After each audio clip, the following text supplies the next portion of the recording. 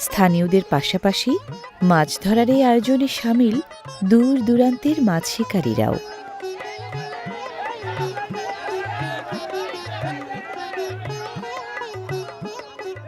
মাছ ধরার এই উৎসবকে কোথাও বলে বাউত উৎসব, কোথাও বা বাইচ উৎসব। বাউত এবং বাইচ মানে পলো।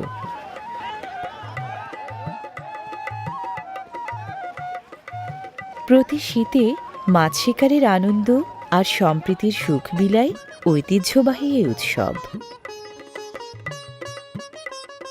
প্রাকৃতিক মুক্ত জলাশয়ে পেশাদার জেলেরা মাছ সাধারণত বেশি ধরেন টানা জালে।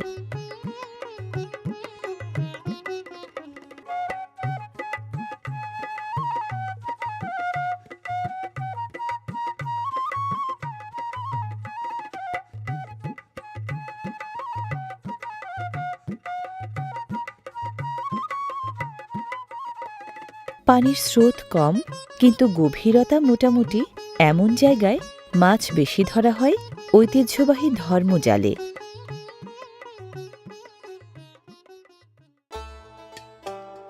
ছোটদের চড়ুই ভাতের জন্য শীতকালটাই সবচেয়ে বেশি জুৎসই।